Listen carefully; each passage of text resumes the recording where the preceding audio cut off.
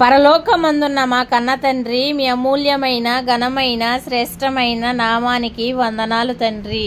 తండ్రి, ఈ భూమి మీద తండ్రి మమ్మల్ని పుట్టించి తండ్రి, అందులో తండ్రి మమ్మల్ని ఉంచినందుకు మీకు వందనాలు తండ్రి. మేము ఎల్లప్పుడూ తండ్రి మీ సేవలో ఉంటూ తండ్రి, మీ కొరకు బ్రతుకుతూ తండ్రి, మీ చిత్తాన్ని నెరవేర్చే గొప్ప భాగ్యాన్ని ప్రసాదించండి తండ్రి. దుష్టుడైన అపవాది చేతిలో నుండి మమ్మల్ని తప్పించండి తండ్రి. ఆహారం ఇచ్చినందుకు వందనాలు తండ్రి.